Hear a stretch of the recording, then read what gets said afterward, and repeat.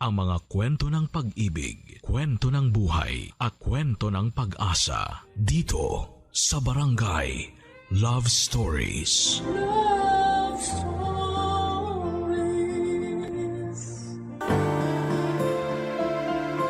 Tama ang tumulong sa mga nangangailangan.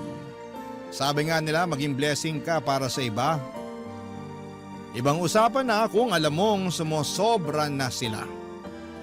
Ikaw, kabarangay, kaya mo pa mang maging biyaya para sa iba.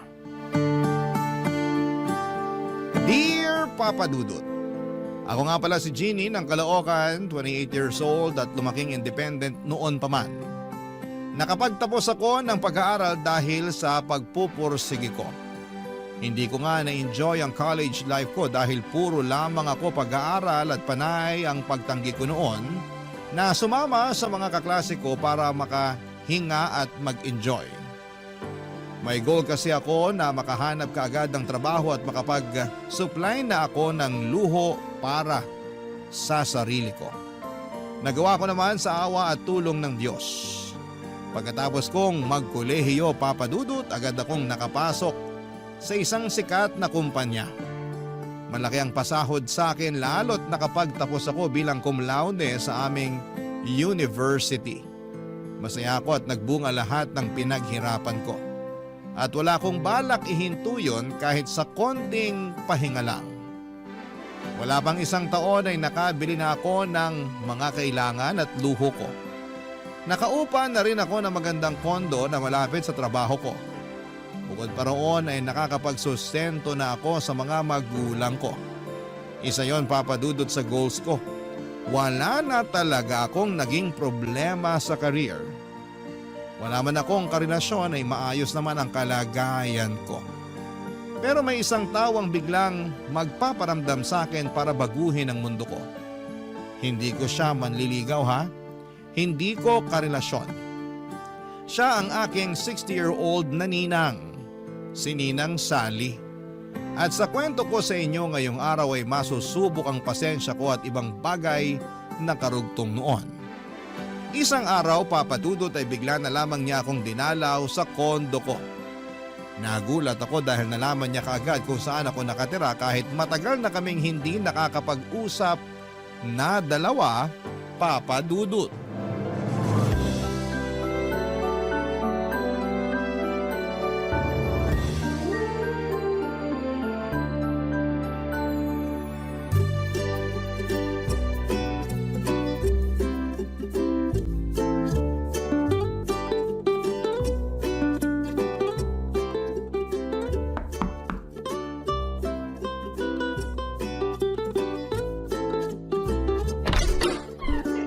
Ninang Sally! Jeannie! Akala ko na may nakalimutan mo na ako. Ano pong ginagawa niyo rito? Paano niyo nalaman kung saan ako nakatira? Papasukin mo muna ako bago ka mang intriga. Ay sige po, pasensya na Ninang. Nabigla lang kasi ako. Pasok na po kayo. Pwede bang maupo rito sa mamahalin mong sopa? Na makatikim naman ng lambot itong likuran ko. Sige lang Ninang, maupo na kayo. Ay, nako! Tama nga ang iniisip ko. Malambot ang sopa mo. May gusto ba kayong inumin? Huwag ka na magabala sa maiinom ko. Napasobra na ako sa buko juice kanina dun sa jeep. Sapat pa naman itong nasa sikmura ko hanggang mamaya. Ay, napakalambot talaga nitong sopa. Ano nga ulit yung tanong mo, Jenny? Ang bilis ko lang kasing makalimot kapag masyado na akong komportable sa pagkakaupo eh. Paano niyo nalaman na nakatira ako rito? Nakapollow ako sa Facebook mo. In-add kita pero hindi mo naman in-accept. Pero mabuti na lang at nakapublic ang mga pinopost mo. Kaya nakita ko kung saan ka nakatira. Baka naman pwede mo na ako maging friend sa Facebook mo ngayon. Sige Ninang. Pag nagbukas ulit ako ng Facebook, i-accept na kita. Busy kasi kaya hindi ko maharap na asikasuhin ang Facebook account ko. Bakit nga po pala kayo nandito? Ay, wala naman. Naisip ko lang na dalawin ka. Matagal na kasi kitang hindi nakikita eh. Kumusta pala mga magulang mo? Ayos naman po. Umuwi na sila sa amin sa Bicol. Nagpapadala na lang ako sa kanila ng pang-allowance nila doon. Nakakaingit naman palang magulang mo. Kung alam ko lang ang benepisyo ng pagkakaroon ng anak, di sana nagpaanak na lang ako sa dati kong nobyo. Kayo na-enjoy nyo raw kasi ang pagkadalaga nyo, sabi ni nanay. At pagmamahal sa sarili ko. Hindi naman kasi ako nagsisisi na hindi ako nakapag-asawa. Kaya lang minsan, nakakaramdam din ako ng lungkot, lalo na kapag nakakakita ako ng mga bata. Mahilig pa naman kayo sa mga bata, Ninang. Oo nga Ikaw nga itong paborito ko. Naalala mo ba nung bata ka pa lang? Lagi tayong magkasama. Ako pa lagi ang bumibili ng candy at ice cream na maibigan mo. Naaalala ko nga po. Aba, pati yung mga laruan na hindi kayang bilhin ng mga magulang mo.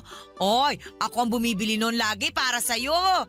Pasalamat na nga lang talaga at nakakaluwag-luwag ako nung araw. Salamat po pala ron, Ninang. Ay, walang anuman yun. Para na nga kitang anak Sa'yo ko binuhos yung mga sobrang biyaya ko. Hindi ko po yun makakalimutan. Naku, dapat lang. Kasi balang araw, baka maningil ako. Biro lang. Si Ninang Sally talaga, lagi na lang nagbibiro. Ay nako, malapit na pala ang Pasko. Pasensya ka na kung hindi na kita mabibigyan tulad ng dati ha.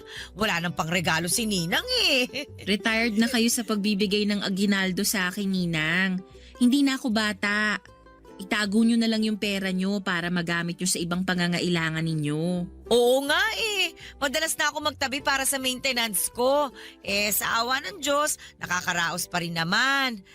Ay, oy siya, aalis na ako para maabutan ko pa yung pinapanood kong teleserye sa GMA. Oy, salamat sa pagpapapasok mo sa akin dito sa mamahalin mong kondo, ha? Tinulungan kong makatayo si Ninang Sally sa pagkakaupo niya sa sofa. Niyakap niya ako at sinabing proud siya sa akin dahil lumaki akong mabuti at hindi nakakalimot. Lalo pa raw siyang natuwa sa akin dahil umasenso na ako sa buhay. Hindi na raw ako aasa sa kanya sa candy at laruan. Natawa na lamang ako sa sinabi niya pero nakatulong yon para mas gumanda ang tingin ko sa sarili ko. May narating na talaga ako dahil hindi na ako palaasa sa itutulong ng ibang tao. Inalalayan ko na rin na lumabas si Ninang sa pinto at pagkatapos noon ay kinuha niya ang number ko para makausap ko raw siya kapag nakakaramdam siya ng lungkot. Ibinigay ko naman sa kanya para hindi na rin niya ako kulitin na i-add siya sa Facebook. Nang makuha na niya ang number ko ay umalis na rin siya. Noong nakaalis na si Ninang Sally ay naalala ko lang bigla ang naging buhay niya. Tulad ko ay umasenso rin siya noong kadalagahan niya. Kaya nga siguro ay hindi na siya nag-asawa pa dahil kontento na siya sa buhay na meron siya.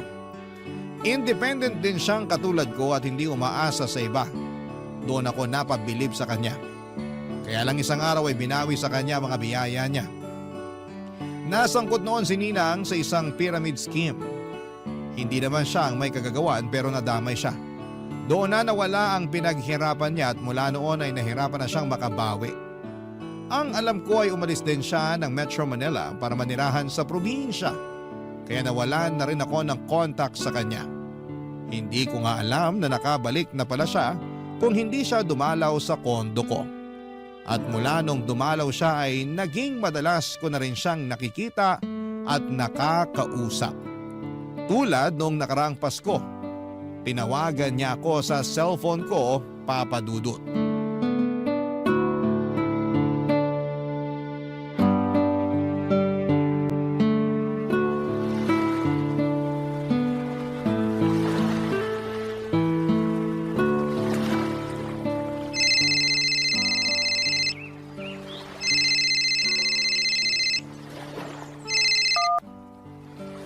Hello? Hello, Jenny! Ninang Sally? Oh, napatawag po kayo. Ay, Merry Christmas, Jenny! Merry Christmas din po, Ninang. Nasa kondo ka ba ngayon? Wala po, Ninang. Andito ako ngayon sa beach. Nakabakasyon na kasi ako. Ay, nakakaingit naman! Padagat-dagat ka na lang! Ay, naku, kailan kaya ulit ako makakatapak sa dagat? Huwag na kayong malungkot, Ninang. Hayaan niyo sa susunod, isasama ko kayo. Maghanda na kayo ng swimsuit nyo. Aasahan ko yan, ha? Para naman makaamoy na ako ng alat sa hangin. Hindi puro polusyon dito sa Manila ang naamoy ko. Sa susunod Ninang, promise. Saan po ba kayo ngayon? Ay, nandito lang naman ako sa bahay. Ayaw niyo po bang lumabas para mamasyal? Maraming makikita ngayong Pasko sa mga mall o park. Naku, hindi na. Baka mamatay lang ako sa ingit sa mga tao ron. Bakit naman po? Alam mo namang wala akong pambili ng pamasko ko para sa sarili ko. Nakalaan talaga ang pensyon ko para sa maintenance at sa iba pang mga kailangan ko. Hindi kasali sa budget ang pamasko ko eh. Ganun po ba? Eh di hindi kayo maghahanda para sa Pasko. Ay, hindi na. Itutulog ko na lang ito bago pa ako makaamoy ng spaghetti sa kapitbahay.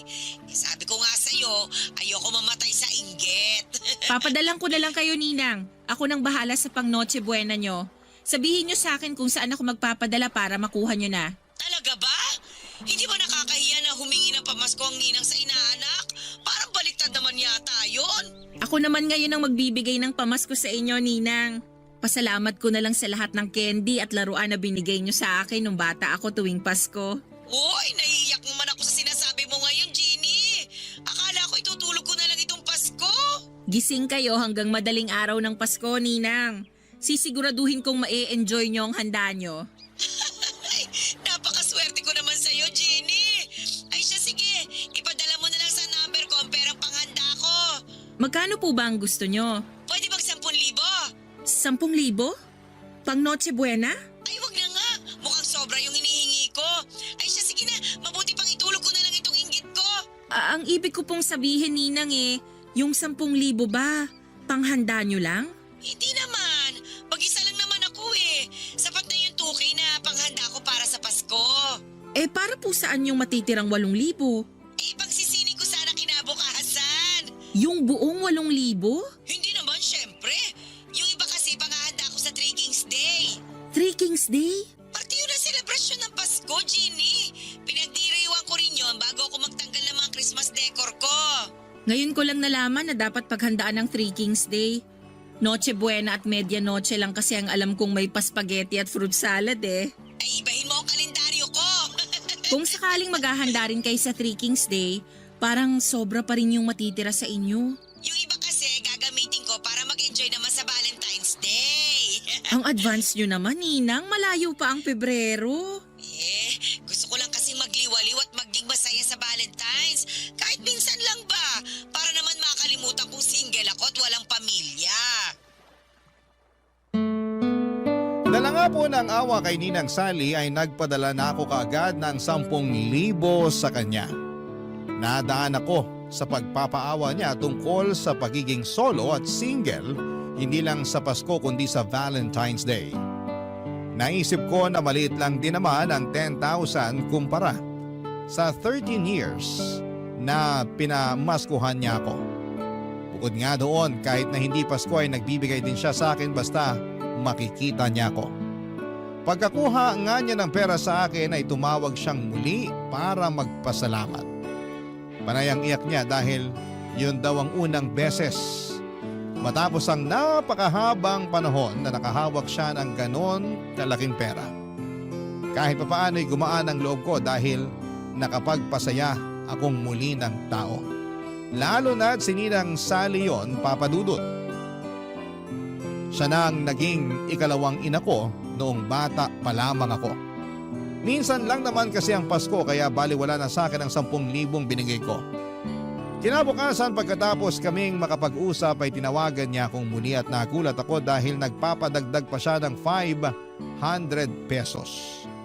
Tinanong ko kung para saan. Ang sagot niya lang sa akin ay para sa pangdagdag niya sa pagpapagawa ng pustiso niya. Sinubukan kong sabihin sa kanya na mukhang kasya naman ang 10,000 binigay ko sa kanya para maisingit niya ang pagpapagawa ng pustiso niya. Pero marami siyang sinabi na dahilan kaya hinayaan ko na lamang. Muli na naman ako nagpadala ng 500 piso. Akala ko ayun na ang huli, Papa Dudut, pero kahit natapos na ang Pasko, hindi ko inaasahan na muli siyang lalapit sa akin para muling humingi. At sa mga susunod na parte ng kwento ko ay malalaman ninyo kung gaano karami na ang hinihingi sa akin ni Ninang Sally kahit na hindi naman Pasko, Papa Dudut. Barangay Love Stories. Barangay Love Stories. Sa paglipas pa ng mga araw ay hindi na ako tinantanan ni Ninang Sally.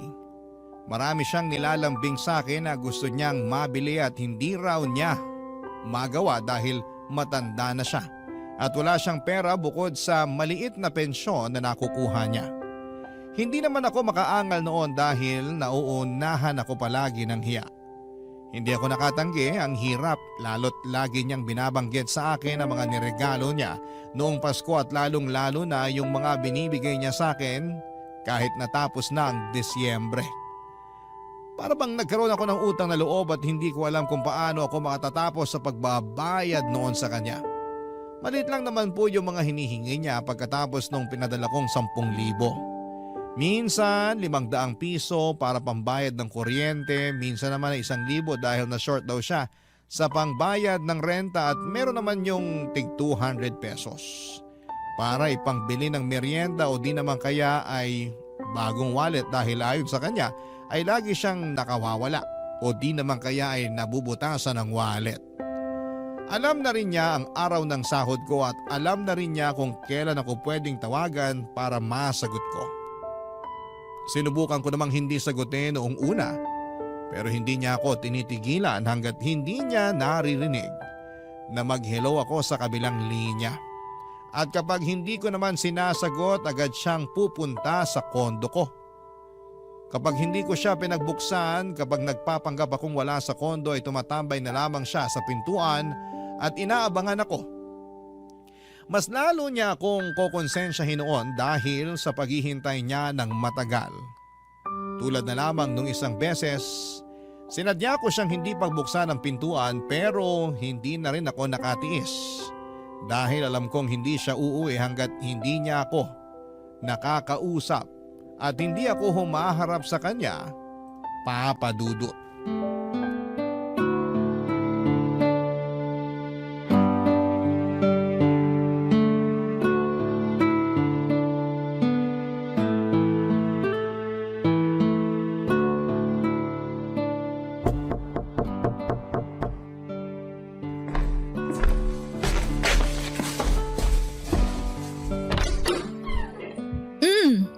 Ninang Sally, kanina pa ba kayo rito sa labas? Oo, nabilang ko na nga lahat ng ipis at butiki na dumaan pero hindi ka pa rin nagbubukas ng pinto. Nakatulog kasi ako Ninang eh. Napagod kasi ako buong linggo kaya bumawi ako ng pahinga kanina. Sorry po. Para kasing sinadya mong hindi ako pagbuksan eh. Panay ang katok ko. Tingnan mo nga itong kamao ko oh. Namumula na. Baka bukas ay magpasana ito. Alam mo naman kaming mga may edad na. Sensitive na mga balat at buto. Oh, talo pa ang sanggol. Sana po hindi na lang kayo naghintay sa akin. Umuwi na lang sana kayo. 6 na oras na ako naghintay eh. Mag-sorry ka na lang para naman matapos na ito. Sorry po Ninang. Pwede bang pumasok muna? Ipapahinga ko lang itong likuran ko na namanhid na sa kasasandal. Sige po, pasok kayo. Maupo na po muna kayo sa sala. Ipaghahanda ko lang kayo ng maiinom. O sige, mabuti pa nga. Ay, sa wakas, naginawahan din ang likuran ko. Ginny, kapag ayaw mo na ito sa pa mo, ako na lang ang kukuha ha. Naku, matagal pa po bago ko pagsawaan yan. Kabibili ko lang yan last year. Makakabili ka pa rin naman ng bago. Ang laki kaya ng sahod mo. Hindi naman kasi ako mabilis manawa sa gamit. Pag alam kong pwede pang pakinabangan at wala pang sira, ginagamit ko pa rin. Ayaw mo lang yata talagang ibigay sa akin to sa pa mo eh. Biro lang. Ginny, kahit malamig na lang na tubig ang ibigay mo sa akin. Tsaka kung pwede, buksan mo naman kahit sandali lang yung aircon mo para malamigan ako. Parang nakakapaso ang init sa labas ng kondo mo kanina eh. Nasa kwarto po kasi yung aircon ko. Pwede ko namang i-on na lang tong electric fan. Teka lang po, i-on ko lang. Okay na po ba yung hangin ng electric fan, Ninang? Number 2 lang tong pinihit ko. Gawin mo ng number 3. Tsaka kung pwede, orderan mo na rin ako ng panghapunan ko. Sabay na tayong kumain dito bago ako umuwi. Dito na kayo kakain? Ay oo, para may kasabay ka. Tsaka ayoko pang umuwi eh. Marami pa ako makakasabay sa bus. Mamaya na lang kapag humupa na yung dami ng tao. Gagabihin kayo niyan pag hindi pa kayo umalis ngayon, Ninang. Baka mahirapan kayong makasakay pag alanganin na yung oras ng alis nyo rito. O edi, i-book mo na lang ako ng masasakyan. Uso naman yun ngayon. Parang susumpungin din kasi itong rayuma ko eh. Ewan ko ba? Ngayon lang ulit yata ako susumpungin ng rayuma. Siguro dahil sa matagal kong pagkakaupo sa sahig dyan sa labas. Sige po. Ibubuk ko na lang kayo ng masasakyan pa uwi mamaya. At saka magpa-deliver ka na rin sana. Gutom na ang ninang mo. Ano po bang gusto nyo? Ay, gusto ko sana isang bucket ng fried chicken. Tapos isang order ng ginisang ampalaya para pambalansi sa manok ba? Sige po. Ay, naku, napakabait talaga nitong inaanak ko. Oo, pagpalain ka ng Diyos. Salamat po, Ninang. Eh, Jeannie, hindi ba talaga pwedeng makaabot yung lamig ng aircon sa kwarto mo dito sa sala? Baka naman pwede. Buksan mo lang siguro yung pinto ng kwarto mo para makalabas yung lamig dito sa sala. Ganon yung ginagawa ng ibang kakilala kong may aircon eh. Susubukan ko po. Meron pa po ba kayong gusto para maihanda ko na? Ay, wala naman na. Magpapahinga lang ako rito sa sala mo. Tapos, hihintayin ko na lang yung hapunan natin. Uy, Jeannie, salamat ulit ha. Para na talaga kitang anak. Parang anak. Parang nag-init ang tenga ko sa sinabi ni Ninang Sally. Hindi na nga anak ang turing niya sa akin at para na akong bangko o ATM.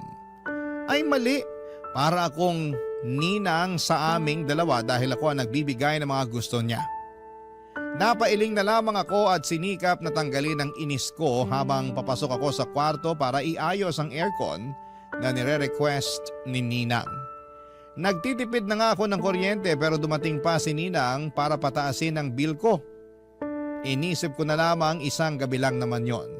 Sana'y hindi na maulit pa. Pero alam kong niloloko ko lamang ang sarili ko.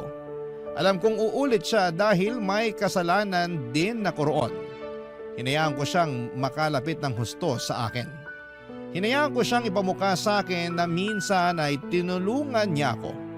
Hindi tuloy ako makaalis sa obligasyon ko sa kanya dahil doon. Sinamahan ko siya sa sala habang naghihintay sa hapunan namin, Papa Dudut. Marami na naman siyang kwento tungkol sa mga niregalo niya sa akin at hindi ko na nga tanda yung iba. Ang nakakalungkot lang ay tanda pa niya ang lahat. Ibig sabihin lamang noon para sa akin ay gusto niya yung isumbat sa akin balang araw. Lahat ng tinulong niya sa akin. At dumating na nga ang araw na yon na isumbat na niya ng pasimple ang mga ibinigay niya sa akin, Papa Dudut. Wala ko nagawa.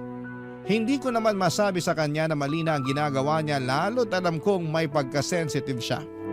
Lagi nga niyang nakakasamaan ng loob noon si nanay dahil sa pagiging balat sibuyas nito. Nagkakaayos din naman sila pero napansin ko noon na habang lumalaki ako ay tipid na kung makipag-interact si nanay sa kanya. Noong nagkaedad lamang ako, nakaunawa kung bakit nagkaroon ng lamat ang relasyon nilang dalawa, Papa Dudut.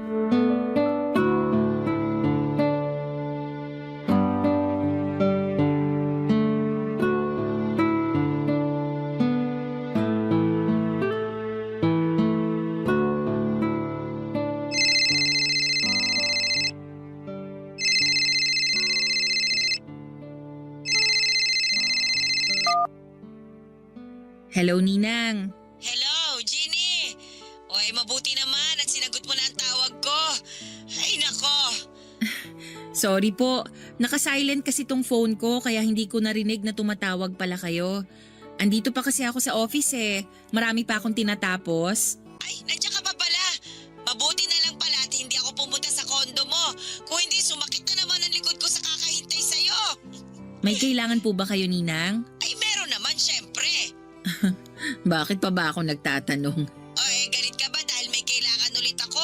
Ay, hindi po ah. Ayos lang naman sa akin kung may kailangan kayo. Napakabuti mo talaga, Jeannie. Sana talaga anak na lang kita. Ano po bang kailangan nyo, Ninang? Para makabalik na sana ako sa trabaho ko at makauwi na rin ako. Pwede ka bang magpa-deliver dito sa akin ng samgyupsal? 500 pesos po ang samgyupsal ngayon. Pero meron din atang 400 pesos. Tsagain nyo na lang mag-ikot-ikot dyan sa lugar nyo. Hindi ako kakain sa mismo mong samgyupsalan. Gusto ko sana magpa-deliver ka rito sa bahay ko ng lutuan. Yung butane ba? Tsaka may karne pang samgyupsal. Damihan mo ang lettuce at kimchi ha. Para pangbawas kasalanan sa mga karne na kakainin ko.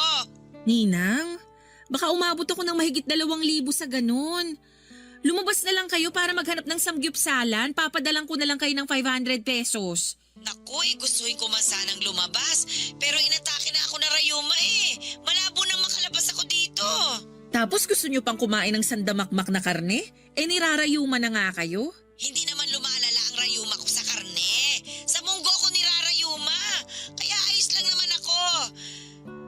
Anong oras ka ba magpapadeliver para may handa ko na yung mesa ko? Ninang, wala pa akong sahod eh. Yung natitira sa akin ipangtawid ko na lang para sa linggo na to. Naku, hindi naman ako naniniwala na wala kang pera. Di ba nga nung Sabado, nag-out of town kayo ng mga kaibigan mo, nakita ko kaya kayo sa Facebook. Team building namin yon, Ninang. Wala akong ibang ginastos doon. Kumpanya namin ang nagbayad para ron. Ay, ganun ba? Ay, napakaswerte naman talaga. Itanong mo nga doon sa boss mo kung pwede kang magdagdag ng isasama kahit na hindi empleyado. Isama mo naman ako sa susunod kahit tagabantay lang ng mga gamit mo. Ninang, team building po yun. Para sa mga empleyado lang yun. Sobra ka naman makataboy sa akin. Samantalang nung bata ka, kahit hindi ka invited sa mga birthday ng kakilala ko, abay sinasama kita para makakain ka na masarap. Iba naman kasi yun, Ninang. Ay, sige na nga po para makabawi na ako sa inyo. Magpapadeliver na ako ng mga kailangan nyo para sa samgyupsal. Mag-ready na kayo dyan. Sabi ko na nga ba't hindi ka tatanggi eh. Parang ayaw nyo rin naman kasing tinatanggihan kayo. Kasi minsan lang naman ako humiling, di ba? Parang di naman po. Ay, nararamdaman ko na parang masama ang loob mo. Hindi naman, Ninang. Siguro mas okay na huwag ka na lang magpa-deliver. Itutulog ko na nga lang itong kirot ng tuhod ko. Baka makatulong din naman na gutom ako para para ba mabawasan yung sakit.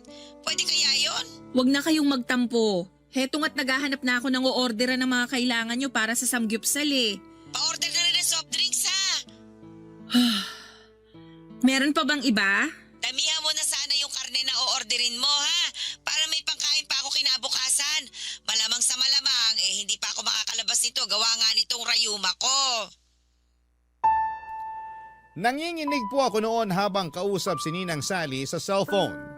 Marami pa siyang ibang dinikta na kailangan niya.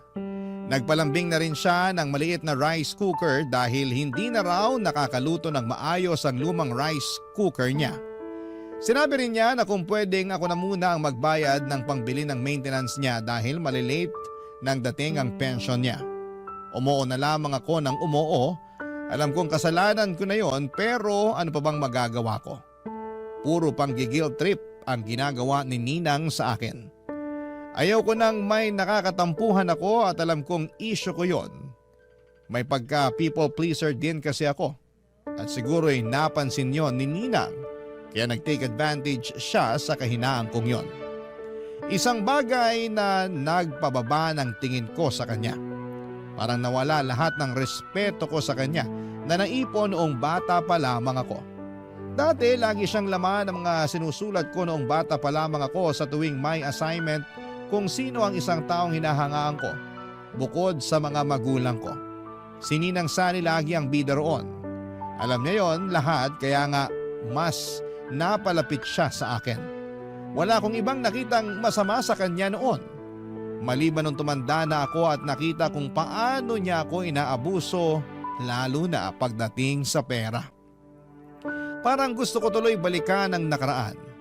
Balikan noong time na nagsusulat ako ng mabubuting bagay sa kanya. Parang gusto kong burahin lahat ng iyon at baguhin sa nakikita kong ugali niya sa kasalukuyan. Pero alam kong wala na akong pwedeng magawa pa roon, Papa Dudut. Ang pwede ko na lamang gawin ay tanggapin na lamang na tumanda na ako at nakita ko na ang totoong ugali ng taong hinahangaan ko noon, Papa Dudut. Barangay Love Stories. Barangay Love Stories. Nagpatuloy pa rin si Ninang Sally sa paghingi. Hindi siya makaramdam na dapat ay umawat na siya sa kakahingi. Hindi ko talaga alam kung saan siya noon nakakakuha ng lakas ng loob at kapal ng pagmumukha niya para patuloy na isahod ang kamay niya sa akin. Hindi ko nga magawang isumbong yon kina nanay at tatay ang ginagawa ni Ninang. Alam kong kagagalitan lamang nila ako at paniguradong magtatampo pa nga ang mga yon dahil parang mas malaki pa nga ang nakukuha ni Ninang Sally kesa sa kanilang mga magulang ko. Yun na rin ang naging dahilan ko noong mga sumunod kung bakit iniiwasan ko na si Ninang. Patuloy ko lang na iniisip na mas importante at mas dapat kong bigyan ang mga magulang ko kesa sa kanya.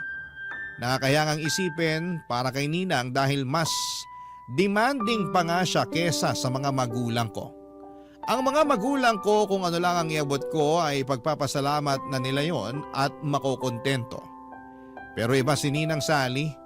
Hindi siya marunong makontento hanggat alam niyang unlimited ang tsansa para makahingi sa akin ay inaabuso niya ang pagkakataong yon. Isang araw ay nagpigil na talaga akong sagutin ang mga tawag niya kahit na anong katok niya noon sa kondo ko ay hindi ko na rin siya pinagbubuksan. Tiniis kong hindi makaramdam ng konsensya sa tuwing napapakinggan ko ang hirap niya sa pagkatok. Napapagod din naman siya at umaalis na. Umuulit nga lang siyang pumunta kinabukasan pero ganoon pa rin ang ginagawa ko kahit mabulok na ako sa loob ng kwarto ko sa kondo. Hindi ako lumalabas para maiwasan na siya. Alam kong mapapagod din siya at makakaramdam na.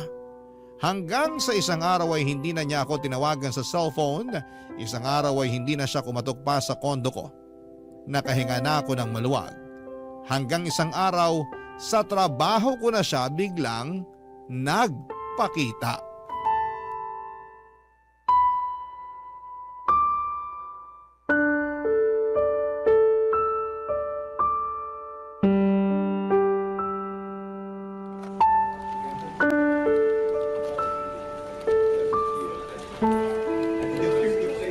Ninang Sally, anong ginagawa niyo rito sa opisina ko? Ay, pinapasok ako ng guard ninyo. Sabi ko kasi sa kanya, ako ang nanay mo at may iaabot lang ako. Bakit naman po kailangan magsinungaling kayo sa guard? Mapapahamak ako sa ginagawa niyong yan eh. Eh kasi naman, hindi na kita makausap eh. Panay ang tawag ko sa'yo, pero hindi ka naman sumasagot. Busy kasi ako, Ninang. Halos hindi ko na nga mahawakan ng cellphone ko kasi puro na lang ako computer dito sa trabaho. Eh ano bang rason mo kung bakit hindi mo ako pinagbubuksan ng pinto doon sa kondo mo? Lagi akong wala sa kondo kasi madalas naka-OT ako rito sa office. Sinungaling! Hindi po ako sinungaling. Akala mo ba hindi kita naririnig sa loob ng kondo mo? Matanda na ako at malabo ang mga mata. Pero klaro pa rin ang pandinig ko. Ilang beses kaya kitang narinig doon sa kondo mo na palakad-lakad. Ninang, baka naman yung mga daga ang naririnig nyo na palakad-lakad sa kondo ko. Ay nako, wag mo nang lusutan. Napapahiya ka lang eh. Alam ko namang iniiwasan mo na ako. Kaya ba kinumpronta nyo na lang ako dito sa trabaho ko? Eh parang ganun na nga. Pero mas gusto ko makita ang pinagtatrabahuhan mo. Aba, eh tama nga ako. Asensado ka na. Maganda itong opisina mo oh. Mukhang mayayaman ang mga empleyado rito.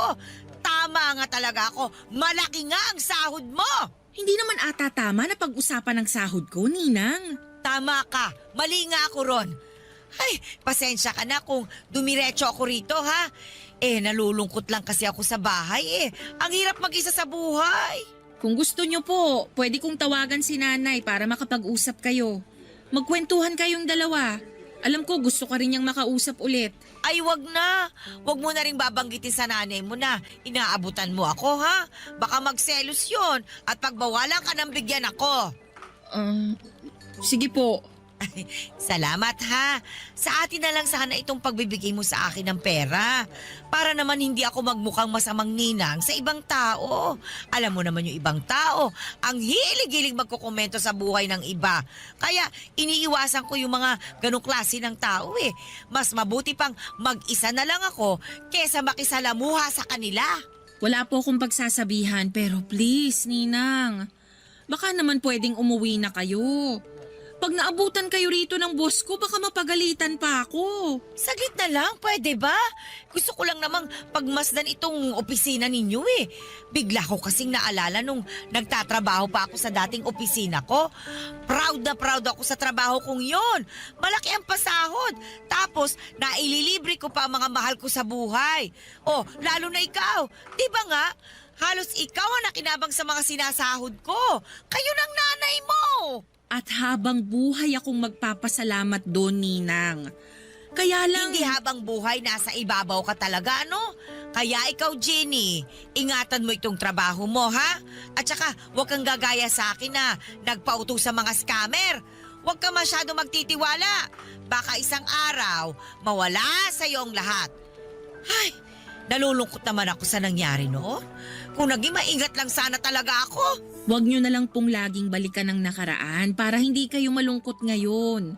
Tapos na yun. Tingnan mo nga ako ngayon, oh, Jenny. Sana ko nakabawi. Walang-wala ako. Para akong inaanak na umaasa lang sa aginaldo ng ninang tuwing Pasko. Ay, nako. Alam ko, nasasagad ko na rin ang pasensya mo sa paghingi-hingi ko ng pera sa'yo. Kaya hindi naman kita masisisi kung iniiwasan mo na ako. Kaya lang, Jenny, wala na kasi akong ibang malalapitan at mapagkakatiwalaan kundi ikaw lang. Kaya sana naman, matulungan mo rin ako. Tulad ng pagtulong ko sa'yo nung bata ka pa lang.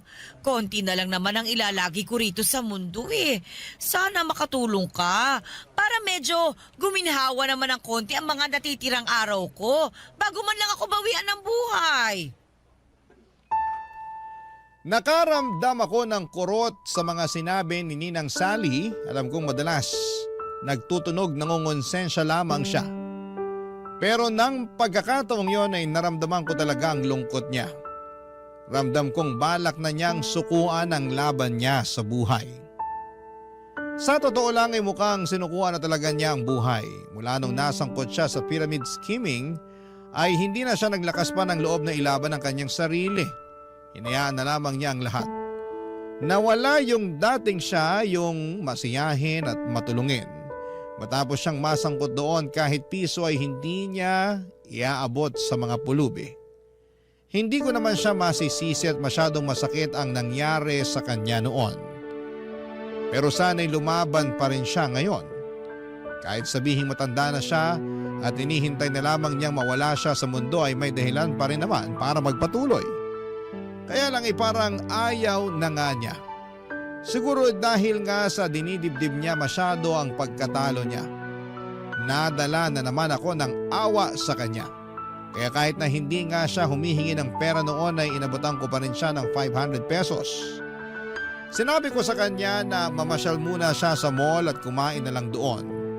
Kahit sa food court lang kung anuman ang magkakasya sa inabot ko.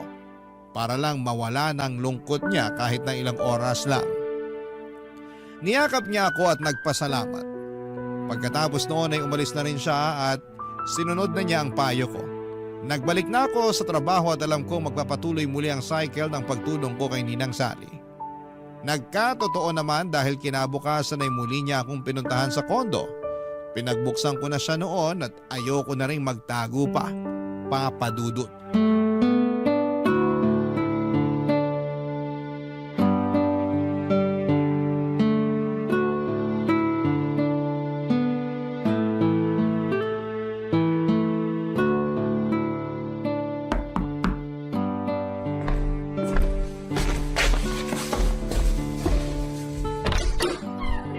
Wow! Hindi mo na ako tinataguan, ha? Pinagbuksan mo na rin ako ng pinto. Pasok po kayo, Ninang. Ay, salamat, Jenny. Maupo na po kayo sa paborito ninyong sofa. Alam kong na-miss nyo yan. Gustuhin ko man, pero napagod na ako sa kakaupo sa jeep kanina. Inabutan ba naman ako ng matinding traffic? Kaya tatayo na lang muna ako. Sige po, kayong bahala. May gusto po ba kayong kainin? May natitira pa akong sisig sa ref. Pwede kong initin para makakain kayo. Ay, hindi na. Nakakahiya naman. At saka, saglit lang naman ako rito. May kailangan lang talaga ako. Ano po ba yon? Ano kasi, gusto kong manirahan sa Thailand. Thailand? Andun kasi yung dati kong katrabaho. Sinabi niya na tumira na lang daw ako doon kasama niya. Hindi rin kasi siya nakapag-asawa. Nalulungkot na nga raw siya dahil mag-isa lang siya ron, samahan ko na raw. Pwede naman po para bagong environment sa inyo. Saka baka ron kayo makapagsimula ng bagong buhay. Yan din nga ang iniisip ko. Hindi na ako makakapagsimula ng bagong buhay dito sa Pilipinas. Malabo na. Kaya baka sa ibang bansa na ang swerte ko. Susuportahan kita, Ninang. Tama, lumipat na kayo ron. Susuportahan mo talaga ako? Full support naman ako sa mga desisyon nyo sa buhay, Ninang eh. Pwede bang suportahan mo rin ako sa mga gastusin ko sa pagpunta ron sa Thailand? Po? Bigyan mo ako ng pera para maproseso ko yung pagtira ko sa Thailand. O kaya naman, kahit bigyan mo lang ako ng 50,000 para pamasahe ko. At saka, ekstrang pera na rin habang hindi ko pa alam ang gagawin ko ron. Pwede naman ako mag-TNT doon, di ba? Marami namang gumagawa noon. Gusto nyo pa talagang maging illegal ang pagstay nyo sa Thailand? Kung pang-illegal lang ang aabutin ng budget mo, tatanggapin ko na lang. Ako na lang ang didiskarte para maging legal balang araw ang paninirahan ko ron. Siguro naman sapat na yung 50,000 na ibibigay mo.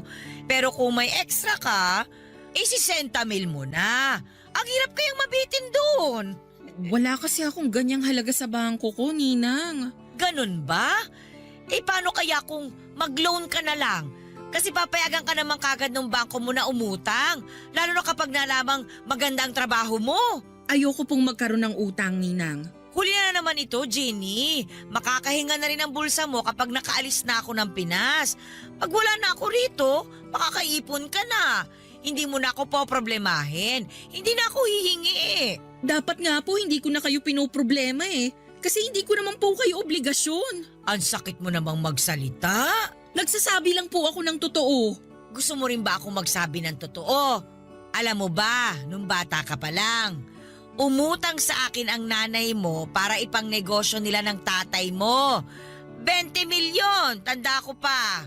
Ang sabi niya, babayaran daw ako pag lumago na yung negosyo nila ng tatay mo. Pero hindi nangyari yon. Mabilis lang silang nalugi. Kaya hindi na nila ako nabayaran hanggang ngayon. Kaya nga ilang na ilang ang nanay mo sa akin eh. Dahil alam niyang may atraso pa sila ng tatay mo sa akin. Pero hindi ko na siningil pa yon. Hinayaan ko na lang. Kahit nga ako na yung nawala noon, hindi ko pa rin sila nilapitan kasi alam kong wala rin naman silang maibabalik sa akin. Tulong ko na yun sa kanila. Hindi ko na iniisip na utang nila yun sa akin. Ay, hindi ko po alam ang tungkol dyan, Ninang. Wala naman po silang nabanggit sa akin. Sorry po. Hindi mo nga talaga malalaman kasi bata ka pa naman noon. Paglalaro lang naman ang alam mo at paghingi sa akin ng candy at laruan sa tuwing nakikita mo ako. Gustuhin ko mang masuklian lahat ng ginawa at binigay nyo sa akin noon. Pero hindi ko po kaya. Sana maintindihan nyo po. Ay nako, paano na kaya ako? Paano ako makakapunta nito sa Thailand? Bigla akong nahiya nang malaman kong malaki pala ang naging utang ni nanay kay Ninang. Para ako nakonsensya dahil sa mga nalaman ko. Kaya naman pala umiiwas si nanay kay Ninang dahil may atraso sila noon. Mali ang balitang nakarating sa akin na masyado raw sensitive si Ninang. Kaya iniiwasan siya ni nanay.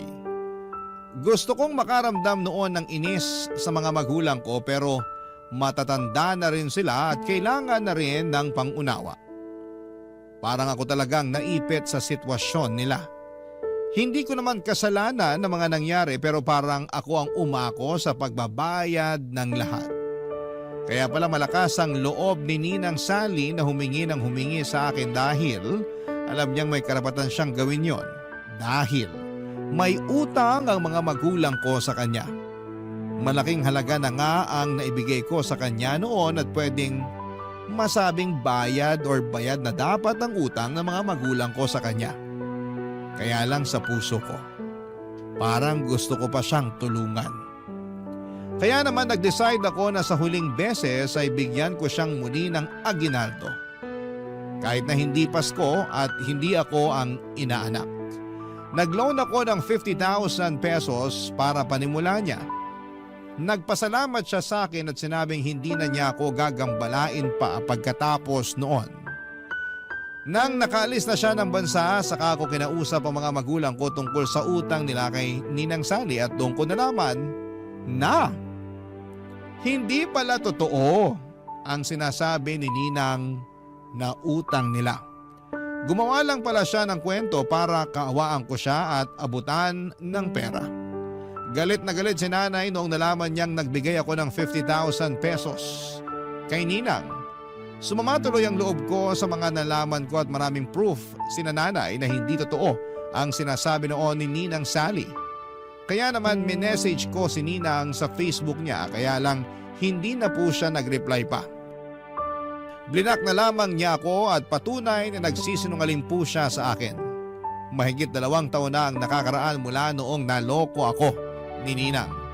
Pero hanggang ngayon ay may bitbit pa rin po akong sama ng loob sa kanya. Tinangay niya ang 50,000 pesos ko. Kasama na rin ang pagtitiwala ko. Ano ba sa tingin ninyo ang pwede kong gawin? Gusto ko sanang mabawi ang 50,000 sa kanya at pagbayarin siya sa mga ginawa niya sa akin, pero hindi ko alam kung nasaan siya ngayon. Ano ba ang dapat na gawin ko? Sana po ay matulungan po ninyo ako. Ako ang inyong kabarangay habang buhay at forever, Jeannie. Barangay Love Stories. Barangay Love Stories. Anong say mo sa Barangay Love Stories na ito? Pagkwentuhan natin sa comment section yan. Nagustuhan ng iyong napakinggan? Ituloy yan via live stream sa www.gmanetwork.com/radio. Barangay LS 97.1 forever. Ang mga kwento ng pag-ibig, kwento ng buhay at kwento ng pag-asa dito sa Barangay Love Stories. Love stories.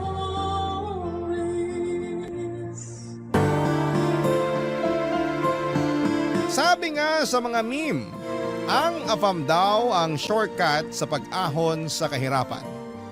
Kaya hindi nakapagtataka na marami sa atin na naghahanap ng foreigner na pwedeng maging forever. Ikaw kabarangay, handa ka bang magka-AFAM at makaranas ng halo-halong swerte at dugong banyaga? Dear Papa Dudut, magandang tanghali po sa inyo at sa mga kabarangay natin. Ako po si Desa, senior na po ako. Naging libangan ko na tuwing tanghalian ang makinig sa inyong programa at maraming beses na akong naiyak. Napahalakhak ng tawa at na-stress sa mga kwentong ibinabahagi dito sa Barangay Love Stories. Sabi ko nga minsan ay grabe naman ang nangyayari kay Sender. Kawawa naman at napakatanga naman. Pero napapaisip ako, ang buhay ko pala ay pwedeng itampok sa programa ninyo, kaya sumulat ako dahil nais kong ibahagi ang kwento ng buhay ko na para bang kinuha mula sa isang teleserye. Hindi ko na po alam kung tatawa o iiyak ako sa mga nangyayari, kaya naisipan ko na lamang na sumulat sa inyo. Matagal na panahon na ang nakalipas nang makilala ko si Stephen, isang AFAM na taga-Amerika. Nakita ko sa internet na ang ibig sabihin pala ng AFAM ay a foreigner around Manila. Pero ginagamit na rin siya ngayon na pantawag sa foreigner kahit wala ka sa Maynila. Dati simpleng foreigner o kaya ay kanulang ang tawag. Nagkakilala kami ni Stephen sa isang beach resort kung saan ako nagtatrabaho bilang tagalinis ng kwarto. Sa unang tingin pa lamang ay alam ko nang may kakaiba sa kanya. Hindi lang dahil sa kulay ng kanyang balat o banyagang accent, kundi dahil sa napaka-gentle niyang paraan ng pakikitungo sa akin. Hindi nga nagtagal ay naging kami at ramdam ko ang kanyang pagmamahal. Papadudot at inakala kong siya na ang sagot sa lahat ng pangarap ko. Pero sabi nga nila ay hindi lahat ng maganda ay nagtatagal. Dumating ang araw na kinailangan niyang bumalik sa Amerika.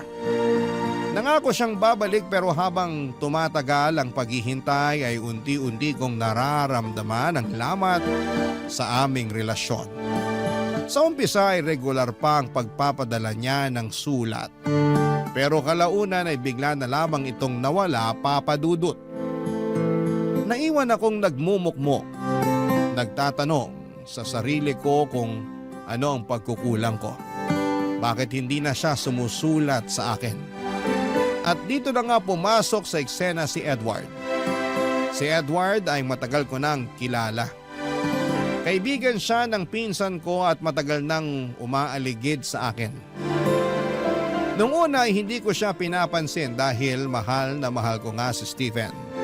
Pero sa mga pagkakataong umiiyak ako dahil sa kawalan ng balita mula kay Stephen, si Edward ang laging nariyan sa tabi ko. Siya ang nagpapatawa sa akin at umaalalay kapag bumibigat na ang loob ko. Hindi ko maitatangging napapalapit na rin ang loob ko sa kanya, Papa Dudut.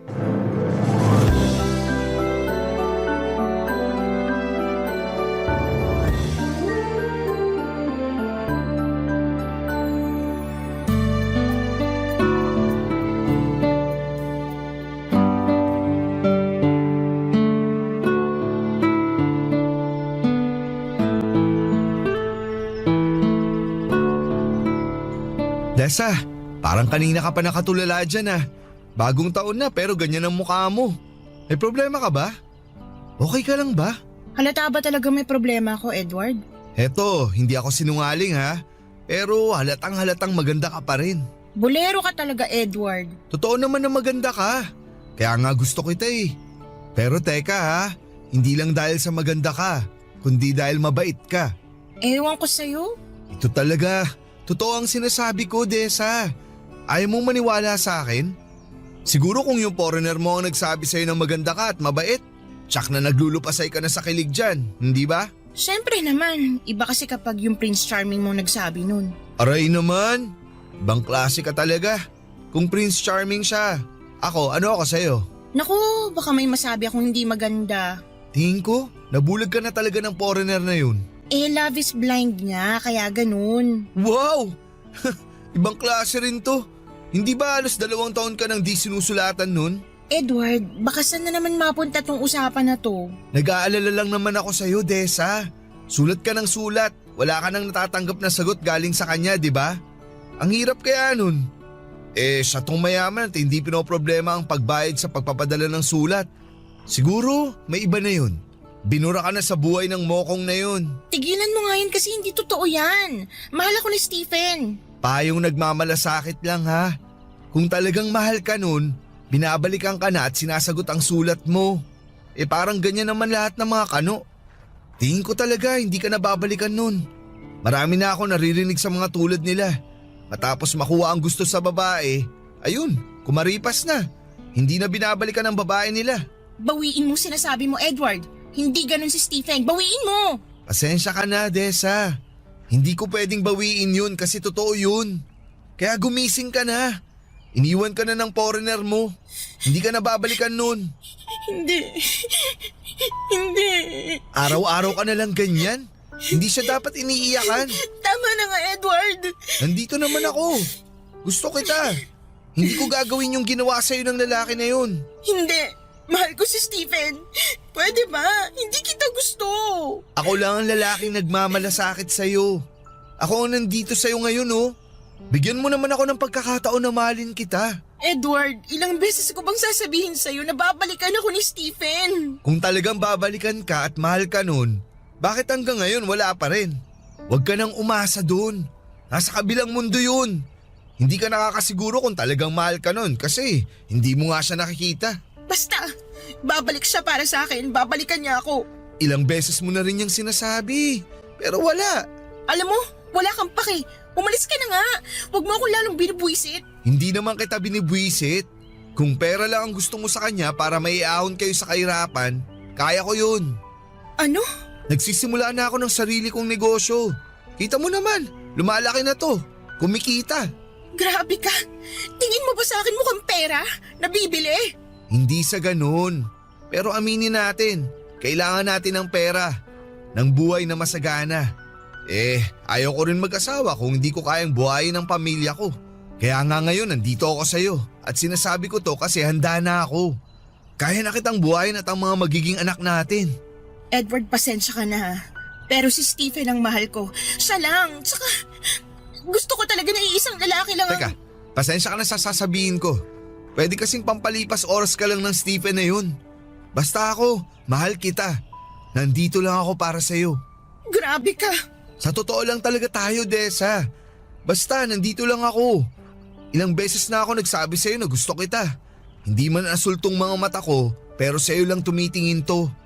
Pero, hindi rin pwede na maghihintay ako sa wala. Kaya pag-isipan mo na tong aloko. Kasi totoong mahal kita, Desa. Huwag ka nang umiyak. Sige, hindi na kita iistorbohin. Aalis na ako. Simpleng babae lang po ako noon, Papa Dudut. Tahimik po ako at walang ibang pangarap kundi ang makahanap ng taong magmamahal sa akin ng totoo.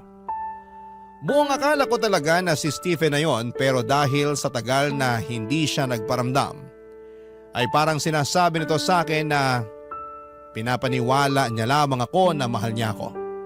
At tama si Edward sa mga sinabi nito na ginagamit niya lamang ako at nang nakuhan nito ang gusto'y hindi na nagparamdam pa. Nang dumating si Edward sa buhay ko ay isang lalaking hindi ko akalaing mamahalin ako at walang judgment na hindi na ako virgin. Grabe kasi ang prejudice ng mga tao noon, pero si Edward ay tanggap niya ang nakaraan ko. Naging sandigan ko si Edward nang iniwan ako ni Stephen. Akala ko si Stephen na ang lahat para sa akin, Papa Dudut. Pero mali pala ako. Iniwan niya ako sa ere at hindi na binalikan pa. Sa mga panahong yun si Edward ang nagparamdam sa akin ng halaga. Sa kabila ng lahat ng sugat sa puso ko, pinilit ni Edward na buuin ang pagkatao kong nagkalamat dahil sa nakaraan. Dahil sa pagmamahal ni Edward, natutunan kong muling buksan ang puso ko, Papa Dudut. Sinagot ko siya at hindi nagtagal ay nagpakasal kami. Akala ko sa wakas, eto na ang simula ng masayang pamilyang bubuuin namin. Ngunit sa hindi inaasahang pagkakataon ay bumalik si Stephen sa buhay ko. Nagulat ako, Papa Dudut, nang makita siyang muli. Nakipagkita siya sa akin kahit masakit ay kinausap ko siya. Gusto kong malaman kung bakit siya bumalik at ano ba ang hinahanap niya matapos ang lahat ng ginawa niya. Sinabi niya sa akin na mahal niya ako at wala siyang natatanggap na sulat na galing sa akin. Pareho kaming nagtataka at baka nawala ang mga sulat naming dalawa. Hindi ko alam kung papaano pero nadala ko sa init ng muling pagkikita namin, Papa Dudut. May nangyari sa amin. Isang bagay na hindi ko po inaasahan. Pagkatapos noon ay sinabi ko na kay Stephen na hindi na kami pwedeng magkita at makipag-communicate pa kasi may asawa na akong tao. At ang nangyari sa amin sa kama ay isang pagkakamali lamang. Sumang-ayon siya at hindi na nga kami nagkita matapos ang tagpong yon, pero nabuntis ako, Papa Dudut. Walang araw na hindi ko ipinagdarasal sa langit na sana anak lang namin ni Edward ang dinadala ko sa aking sinapupunan. Na hindi nagbunga yung nangyari sa amin ni Stephen pero laking gulat ko na asul ang mata ng anak ko. Parang Snow White sa balat. At ang nga ito ni Stephen at hindi ko maitatago ang kataksilan na ginawa ko kay Edward, Papa Dudut.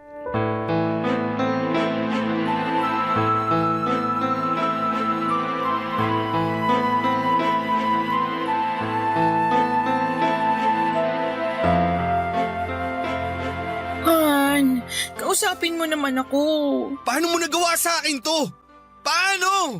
Sorry. Pinagmumukha mo akong tanga. Han, huwag kang sumigaw. Baka magising yung bata sa kwarto. Anong kaibangan tong ginawa mo? Ano na lang sasabihin ng mga tao? Nasalisayan ako ng isang kano? Wow! Han, sorry na. Sorry? Kaya ba ng sorry mo na bawiin ang lahat? Ginawa ko naman ang lahat, Desa. Naging mabuti akong asawa sa'yo.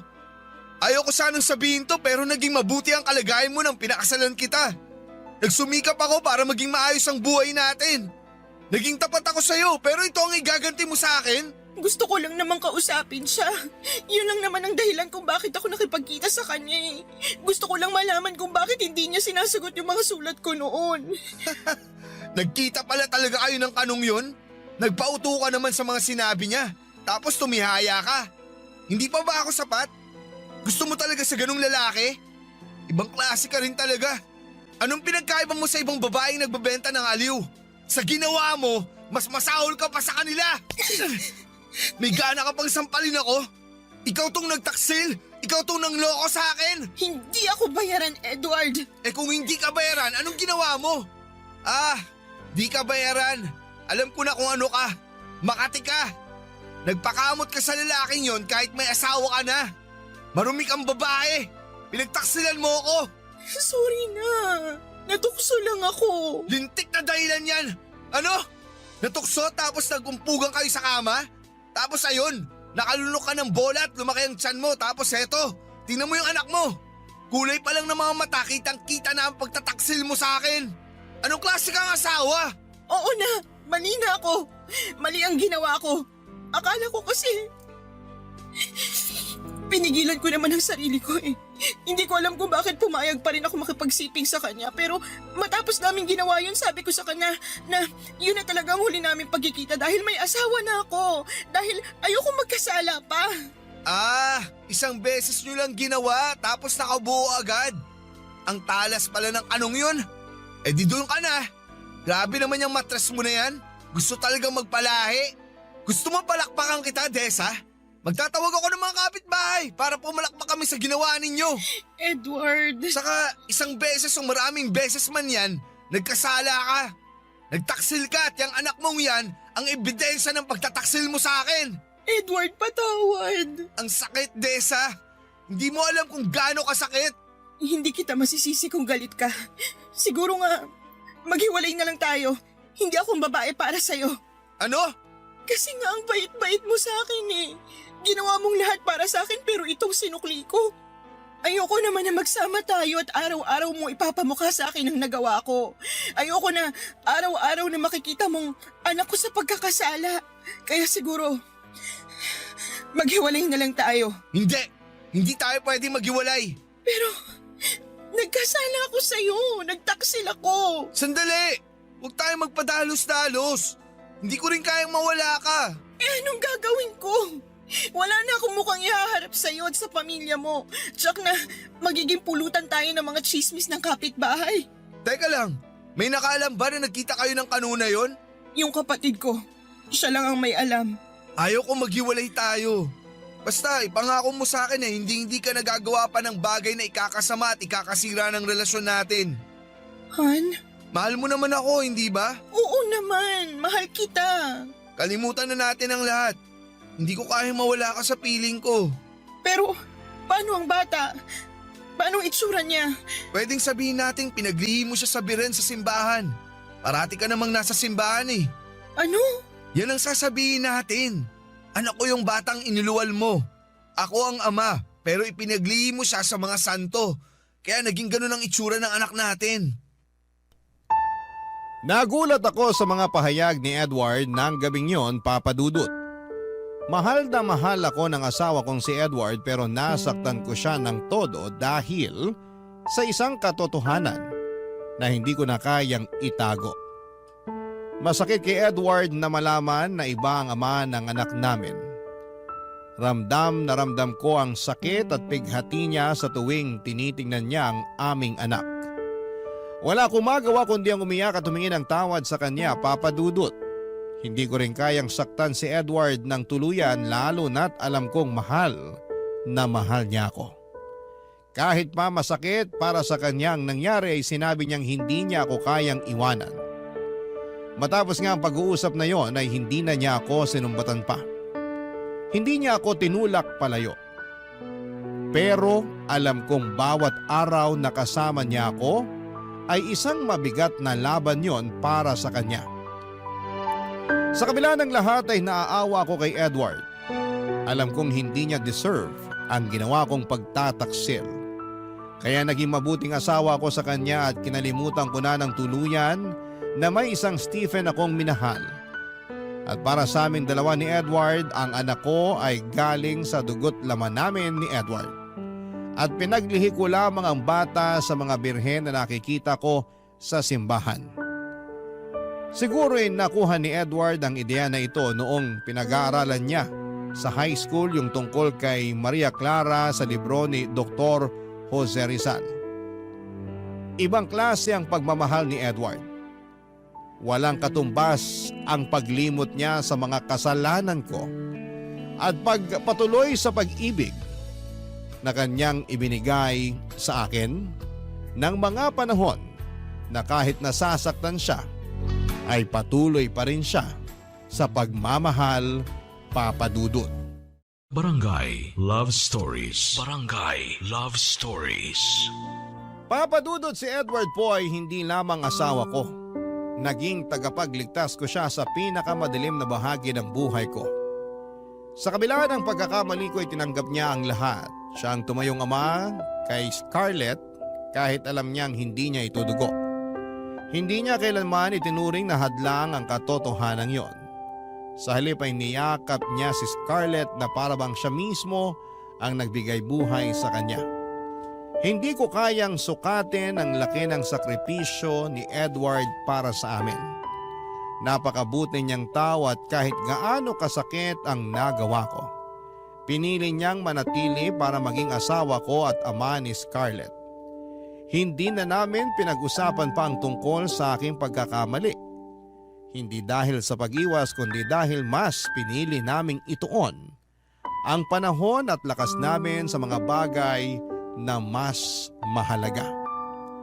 Sa pag-aalaga kay Scarlett at sa muling pagbuo ng aming pamilya, ang sentro ng aming mga oras. Sa kabila ng mga bulong-bulungan ng mga kapitbahay sa tunay na ama ni Scarlett ay hindi nagpatinag si Edward. Pinangalandakan niya sa lahat na anak niya si Scarlett at pinagbantaan pa. Nakakasuhan ang mga nagsasabing hindi niya anak si Scarlett. Matapos ang ilang taon ay nagkaanak din kami ni Edward. Nakita kong masaya siya at pantay ang tingin niya sa mga anak ko. Kaya naman sa aspetong yun ay sobrang nagpapasalamat ako kay Edward. Pero habang lumalaki si Scarlett at nagkakaisip, ay hindi maiwasan na magtanong ito sa kanyang itsura.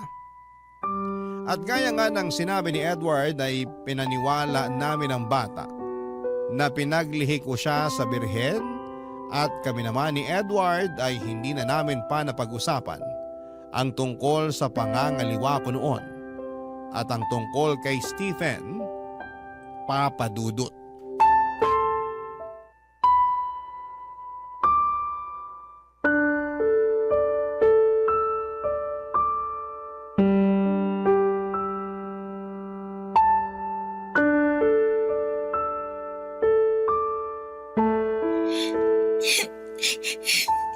Scarlett, anong nangyayari sa'yo? Bakit ka umiiyak? Ma? Anak niyo po ba talaga ako? Bakit mo naman natanong yan? Oo, anak kita. Siyempre naman. Hindi niyo po ba ako napulot sa basurahan? Ay, ikaw talagang bata ka. May maganda bang bata na iniwan lang sa basurahan? Hindi kita napulot sa basurahan, anak. Galing ka sa tummy ni Mama. Anak ka namin ng papa mo. Kaya tumahang ka na, okay? Pero sabi ng mga kalaro ko, hindi daw ako Pinoy. Kaya hindi niyo ako anak.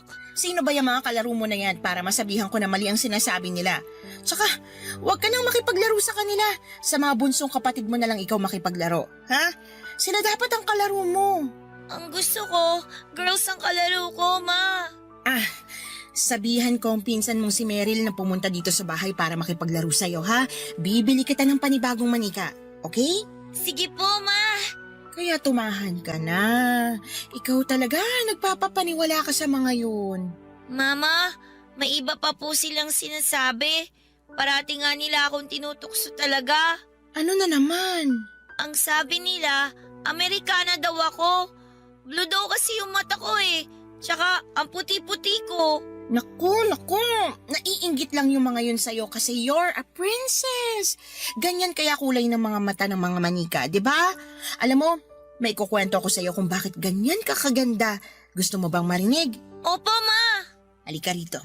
Dito ka sa tabi ko. Gusto kong niyayakap ang baby ko kapag nagkukwento ako eh. Alam mo anak, mahal na mahal ko ang papa mo. Kaya pinakasalan ko siya. Nakita mo yung picture na nakasabit sa baba? Yung puti po ang damit ninyo na parang Reyna po. Tama! Yon ang pinakamasayang araw ko para akong reyna at yung papa mo naman ang hari.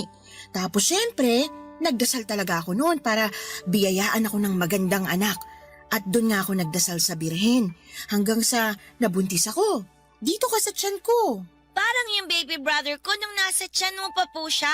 Ganun na nga. At habang pinagbubuntis kita, parati kong tinitingnan yung mga birhen sa simbahan. Ang gaganda nila, ang puputi, at ang pupungay ng mga mata. Doon kita pinaglihi, kaya nang lumabas ka sa tiyan ko, sabi ko, parang birhen ang baby girl ko. Ah, kaya pala ako ganito, Ma. Sa inyo talaga ako galing?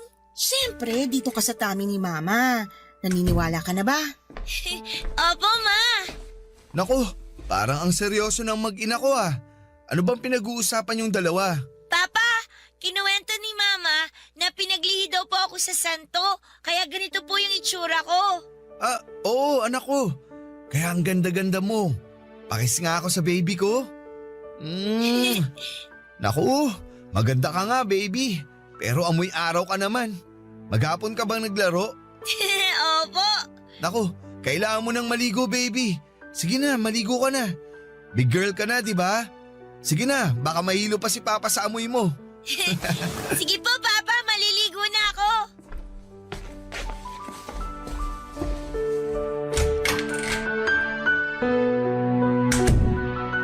Han, natatakot talaga ako na kung lalaki na si Scarlett, hindi na siya maniniwala sa kwento natin. Han, pwede bang huwag ka na mag-isip ng ganyan? Nandito ako. Sasabihin ko sa kanya na ako talaga ang ama niya at pinaglihi mo nga siya sa santo. Tapos ang kwento. Oh, bakit ka naman umiiyak? Salamat sa pagmamahal, Edward. Salamat sa lahat. Ako dapat ang magpasalamat dahil minahal mo rin ako at hinayaan mo akong maging ama sa anak mo. Mahal kita, Han. Mahal na mahal din kita, Han. Mula sa araw na isinilang ko si Scarlett ay nangako ako na ibibigay ko ang lahat para sa kanya. Pagmamahal, proteksyon at isang magandang kinabukasan. Walang pag-aalinlangan na ibinigay din yon ni Edward sa kanya kahit alam nitong hindi niya kadugo si Scarlett. Simula pa na umalit si Scarlett, si Edward na ang tumayong ama niya. Ginawa niyang lahat para mahalin at alagaan si Scarlett na parang tunay niyang anak. Lumaki si Scarlett na hindi nalaman ang katotohanan. Papadudot sa bawat gabi na iniisip ko kung aaminin ko ang totoo sa kanya ay umiiyak ako. Mahal na mahal ko ang anak ko at hindi ko kayang masaktan siya. Pero alam kong kailangang mangibabaw ang katotohanan. Kaya nung naging 18 years old na siya, ay naisip ko na hindi ko na kayang itago pa ang lahat. Dumating na ang araw na kinakatakutan ko. Ang araw na kailangang sabihin ko sa kanya ang lahat-lahat. Sa loob ng 18 years, binabangungot ako sa bawat gabi. Iniisip ko kung paano niya tatanggapin ang katotohanan. At eto na nga ang bangungot na yon, Papa Dudut.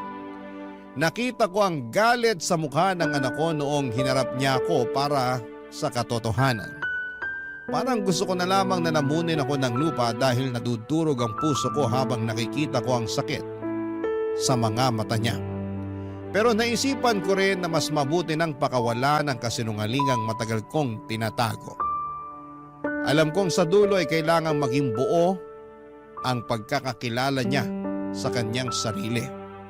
Karapatan niya yon kaya hinarap ko si Scarlett ng buong tapang.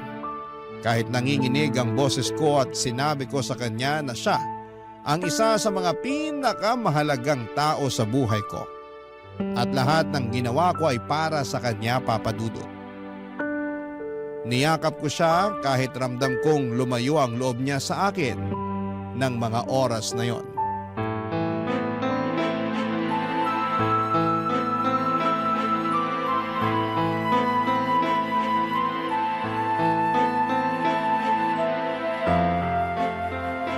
Ma, 18 years old na ako. Hindi na ako bata. Sino ba talaga ang tatay ko? Sino? Scarlett, anak, Nung bata pa ako, naging usap-usapan na hindi ako anak ni Papa dahil nga mukha akong anak ng isang kano. Maraming beses kitang tinanong at maraming beses mo rin akong sinagot na pinaglihim mo lang ako sa santo. Ma, hindi ba kayo kinikilabutan sa ginagawa niyong pagsisinungaling? Sabihin niyo sa akin ang totoo. Amerikano nga bang tatay ko, Ma? Scarlett, ang mahalaga, mahal ka namin ng Papa Edward mo. Ibig sabihin, totoo nga. Anak, Ma, 18 years niyo ako niloloko. kailangan ko kasing... Anong kasinungalingan pa ang sasabihin mo, Ma? Gusto ko lang marinig mula sana sa inyo yung totoo eh. Pero hanggang ngayon, ayaw niyo pa rin sabihin. Umamin na si Tia Magda. May kasintahan ka daw na isang Amerikano. At yun yung nakabuntis sa'yo. Siya yung ama ko.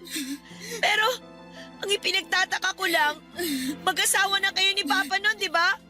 Ibig sabihin, nangaliwa kayo? Ako yung bunga ng pagtataksil niyo kay Papa. At saka, nagpakamartir si Papa. Inako niya ako at itinuring na tunay niyang anak. Anak, sorry.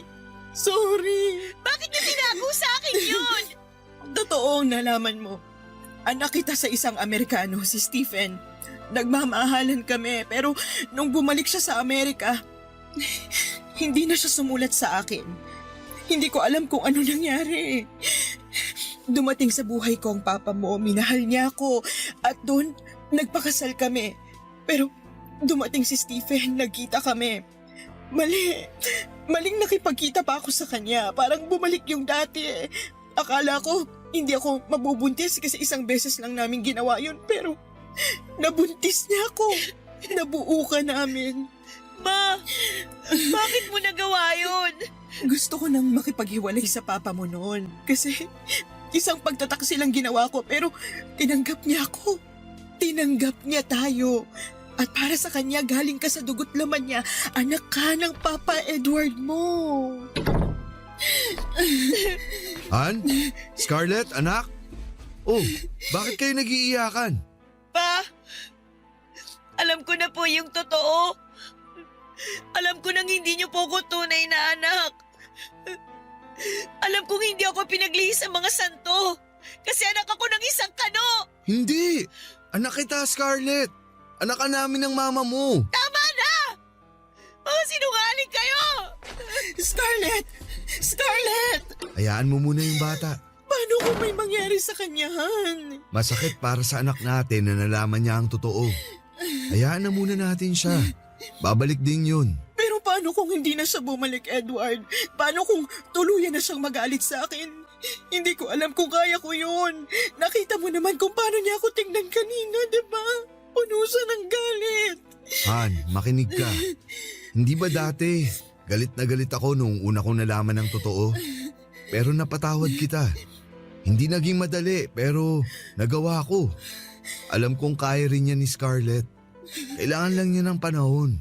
Alam kong totoo yan, Han. Pero ibang sakit ang makita ang anak mong nasasaktan eh. Para bang hinugot yung bahagi ng puso ko. Mahal na mahal ko siya. Lahat ng ginawa ko para sa kanya, pero ngayon, parang hindi niya yun naramdaman. Hindi yan. Ramdam niya yun. Ngayon, maaaring galit siya. Nalilito. Pero kilala ko si Scarlett. May puso yan. Tulad ng sayo. Mahal na mahal ka niya. Kahit nasaktan siya ngayon, mapapatawad ka niya. Ito talagang kinatatakutan ko, Edward. Dumating na. Lahat ng taon na tiniis ko ang takot at pangamba, parang wala na akong natira para sa sarili ko, pero eto na nga, wala na akong tinatago. At yan ang mahalaga. Wala ka nang itatago. Wala ka nang bigat na dinadala. Han, Ginawa mo na ang tama. At sa dulo, makikita rin ni Scarlett yan. Han, taan na. Han, ano kung mas piliin niyang lumayo? Edward, hindi ko kaya. Hindi mangyayari yan. Kung napatawad kita, kaya rin niyang gawin yun. Ngayon, hayaan mo munang lumipas ang galit niya. Ibigay mo sa kanya ang panahon para humupa ang emosyon niya. Sana nga, Edward. Sana nga. Tandaan mo, mahal na mahal ka ng anak mo. Tuluyang lumaya si Scarlett sa bahay, Papa Dudut. Napakasakit sa akin bilang isang ina na makita ang anak kong nagdadala ng bigat sa kanyang puso dahil sa katotohanang hindi niya matanggap. Ang sekreto na matagal ko nang tinatago ay parang bomba na sumabog sa pagitan naming mag-ina, Papa Dudut. Parang nawasak ulit ang pagkatao ko at bumalik ang mga alaala ng panahong nagpakatanga ako. Sa pag-asang mahal talaga ako ni Stephen. Hindi ko inakalang ang lalaking yon nang siyang magmamarka ng dugong kano sa anak kong si Scarlett. Hindi ko alam kung saan siya nagpunta, Papa Dudut. Sinubukan ko siyang tawagan. Ngunit hindi niya sinasagot ang cellphone niya. Napakaraming tanong ang gumugulo sa isipan ko. Mali ba ang desisyon kong aminin sa kanya ang katotohanan? Wala akong ibang hangad kundi ang mailapit siya sa katotohanan. Ngunit sa halip na magkaintindihan kami ay parang mas lalo lamang lumayo ang loob niya sa akin. Nang mawala siya ay walang minutong hindi ako nag-aalala sa kanya. Kung nakakain na ba siya, may tinutuluyan ba o kung hindi ba siya inaabuso ng ibang tao. Bilang isang ina, isang matinding bangungot ang pag-alis ni Scarlett, Papa Dudut. Parang iniwan ako ng liwanag sa buhay ko. Maraming beses kaming naghanap sa kanya pero wala talaga. Masakit ang mawala siya at hindi ko sinusukuan ang pag-asang magkakaayos kami kapag dumating ang araw na magkita kaming muli. Patuloy akong nananalangin na makita siyang muli at maipadama sa kanya ang pagmamahal ko ay walang hanggan. Gusto kong sabihin sa kanya na hindi kailanman naging kasalanan ang kanyang pagkatao. Dahil ang pagdating niya sa buhay ko ay isang blessing na araw-araw ko na pinagpapasalamat sa Diyos. Papa Dudut. Barangay Love Stories. Barangay Love Stories. Papa Dudut, 3 taon akong walang balita sa nag-iisang anak kong babae. Napakasakit nang bigla na lang siyang lumayo. 3 taon ako nagtiis at tinatanong ang sarili, nasaan na kaya siya?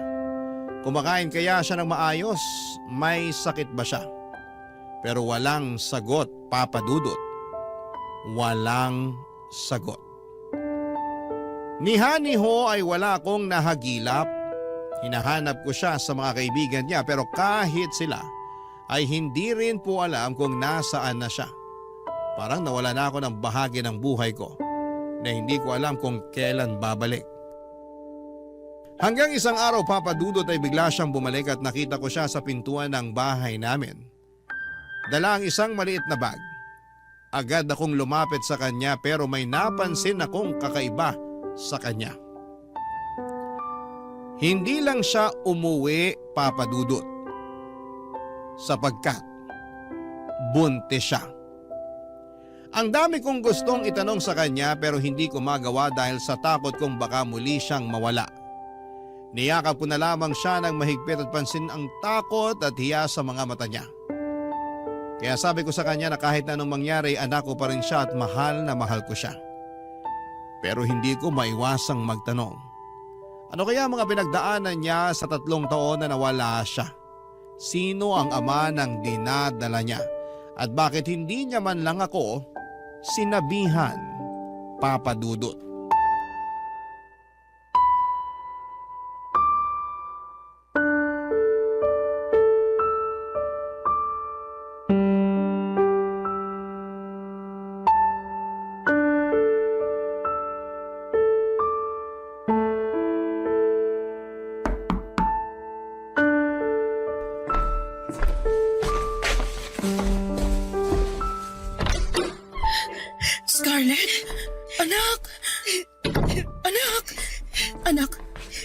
Upo ka.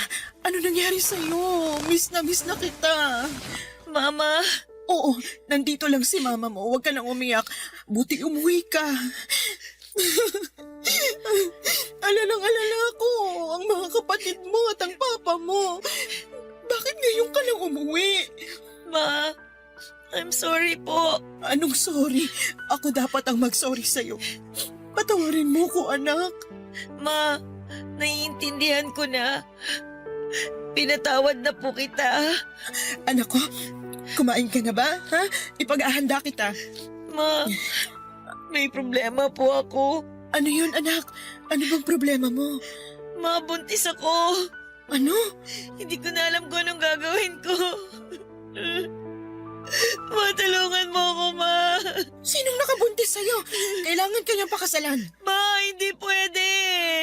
Anong hindi pwede? Binuntis ka niya, anak. Dapat kanyang panagutan. Ma, kasi may asawa siya. Ano? Ma, hindi ko naman alam na may asawa na pala siya eh. Ginawa niya akong kabit na hindi ko alam. Napakatanga ko. Napakatanga ko. Tanga-tanga ko talaga. Anak, Ma, gusto ko po sanang ipalaglag na lang itong dinadala ko. Scarlett. Hindi. Hindi ako papayag, anak. Wag na wag mong ipapalaglag ang bata. Walang kasalanan ng bata para pagkaitan mo siyang mabuhay, anak. Alam mo, kung nalaman ko lang na ang pinagbubuntis ko ay hindi dugo ni Edward, pwede kong ipalaglag ang bata. Pero naisip ko, walang kasalanan ng bata sa tiyan ko. Wala kang kasalanan. Kailangan mong makita ang mundo, kaya kailangan ding makita ng magiging apo ko ang mundo, anak. Ma, nagkamali ako. Wala kang kasalanan, anak. Umibig ka lang sa lalaking hindi karapat-dapat. Anak, maraming taon na bumabagabag sa akin ang ginawa ko kahit pinatawad na ako ng Papa Edward mo. Hindi madali, pero alam kong kakayanin mo. Kalimutan mo ng lalaking yon, mag-umpisa ka kasama ang anak mo. Ang apo ko. Okay lang po sa inyo na wala akong asawa? Na magiging laman tayo ng chismis ng mga kapitbahay? Wala akong pakialam sa sasabihin nila. Ang importante, maipanganak mong anghel na yan at ipadama natin sa kanyang pagmamahal. Okay? Opo, Ma. Salamat. Salamat po sa pagmamahal ninyo sa akin. Ganyan talaga ang isang ina. Mararanasan mo na rin kung paano magmahal ang isang ina. Itatago ko rin po ba sa kanya ang totoo? Na ang ama niya ay may ibang pamilya pala? Nasa sayo yan, anak. Pero siguro kapag kaya na ng isip niya, sabihin mo pa rin ang totoo. Sige po, Ma. Kailangan ko maging totoo sa anak ko. Ma, nasan po pala si Papa? Nasa kwarto. Oh, Ma. Bakit naman ganyan ang mukha niyo? May sakit ang papa mo, Scarlett. Ano po? May cancer siya. Nagpapahinga lang siya ngayon kasi kagagaling lang namin sa chemo niya. Papa! Alam mo, magiging masaya yon kapag makita niyang panganay niyang napakaganda. Ma, gusto ko po makita si Papa.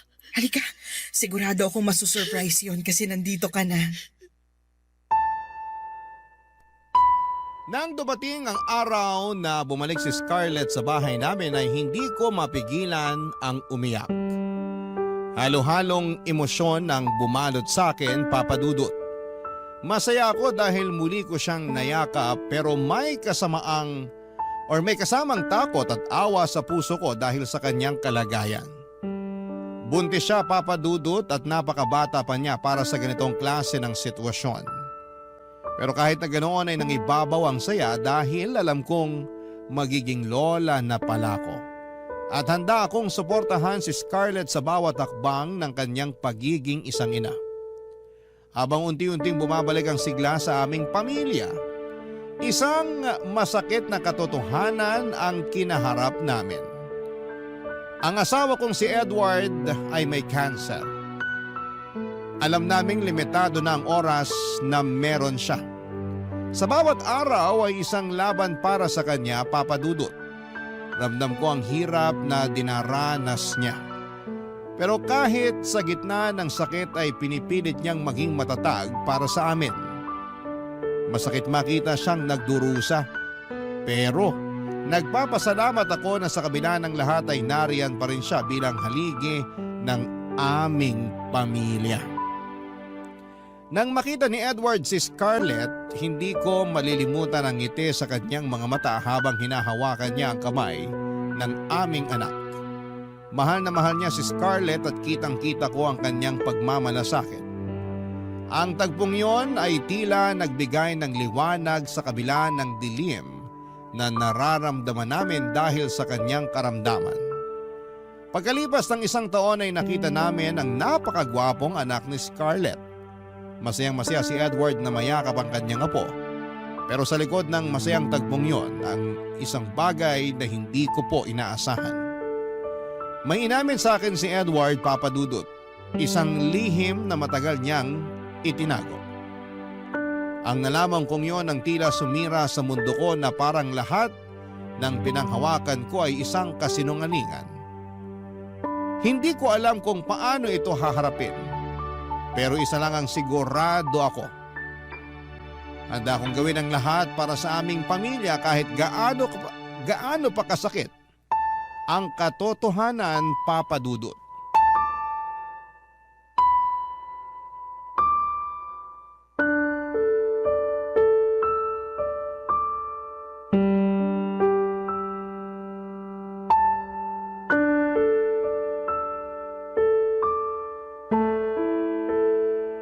Han, Han, huwag ka nang magsalita.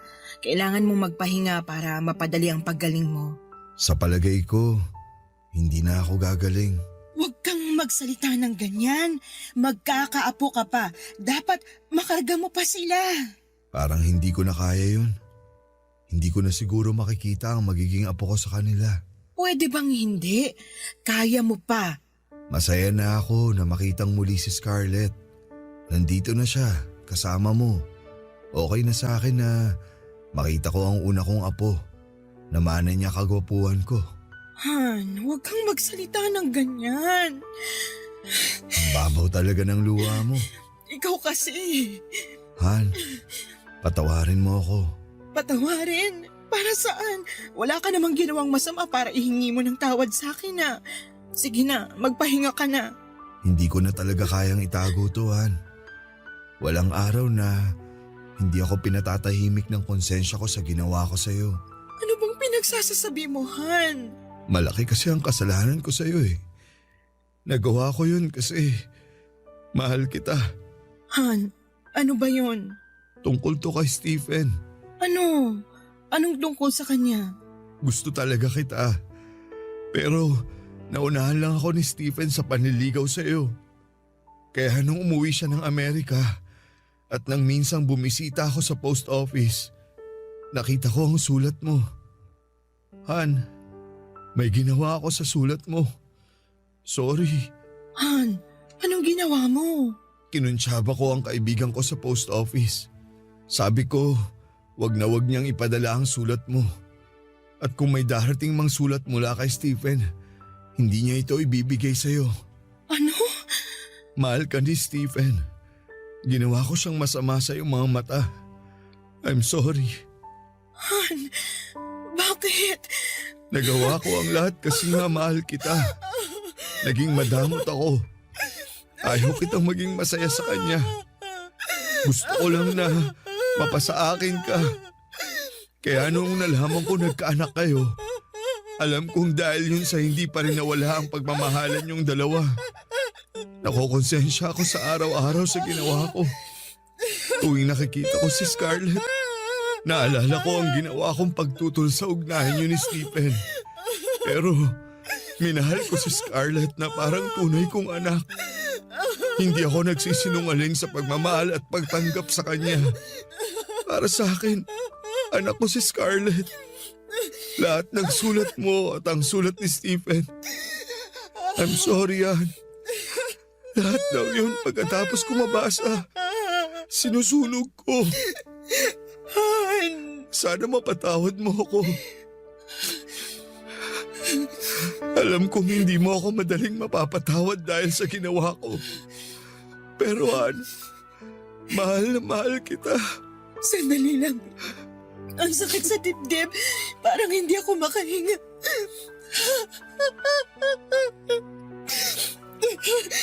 Han, ayoko nang marinig yan. Hindi totoo ang mga sinasabi mo. Han, I'm sorry. Mahal mo ko, kaya tayo nagpakasal sa isa't isa. Kalimutan mo na yan at isipin mong hindi nangyari yung sinasabi mo. Sa pagkakaalam ko, sa naging buhay ko kasama ka at ang mga anak natin, naging mabuti kang asawa sa akin. Naging mabuti kang ama sa mga anak natin. Yun lang ang katotohanan na gusto kong marinig. Tinaguyod mo ang pamilya natin ng maayos, dugot pawis. Hindi man naging perpekto ang pagsasama natin pero alam natin na mahal natin ang isa't isa. May mga pagkakamali tayo. Malaki din ang pagkakamali ko pero kinalimutan mo. Kaya ayokong isipin na nangyari ang sinasabi mo sa akin. Pwede ba? Ma? Pa? Oh, bakit nag-iiyakan kayo? Naaalala lang namin kung paano kami unang naging kami. Alam mo naman. Hay nako, kayo talaga? Nasaan ang apo ko? Nasa kwarto po. Pinatulog ko po muna. Pwede mo bang dalhin dito ang apo ko? Oo naman pa. Scarlett, anak. Mahal na mahal kita at ang anak mo. Pa, mahal na mahal ko rin po kayo. Pakis nga po ako sa papa kong pogi. Mwah! Pagaling ka na kasi pa, para mas lalo kang pumogi. Sandali pa, kunin ko lang si baby. Balik agad ako dito. Salamat, anak. Han, salamat. Han, ako ang dapat magpasalamat. Salamat sa pagmamahal mo. Mahal na mahal kita.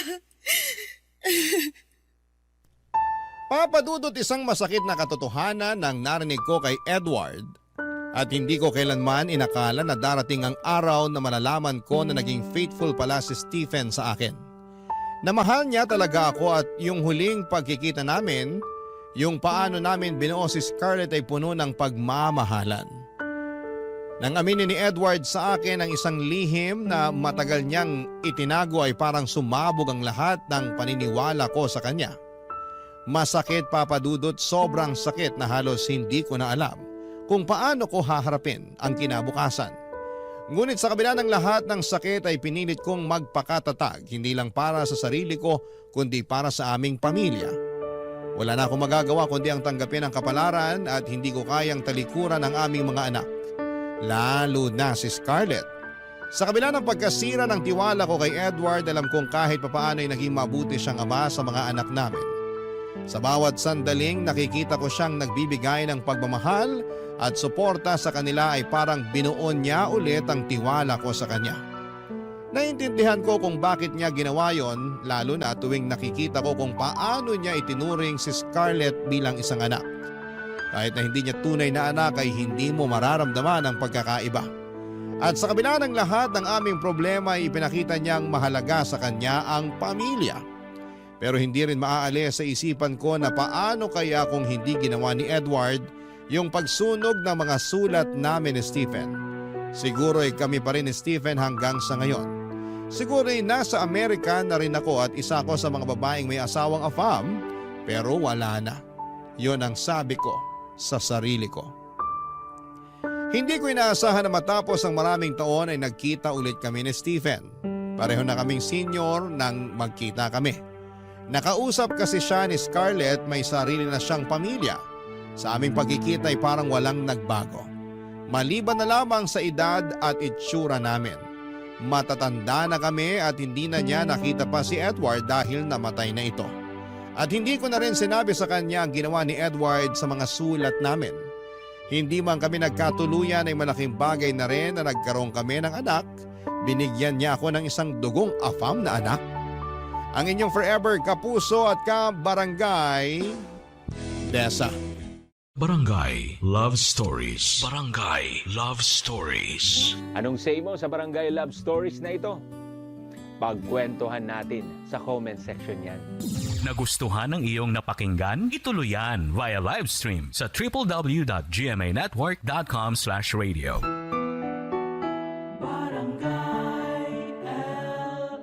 In Mega Manila, 97.1. Forever.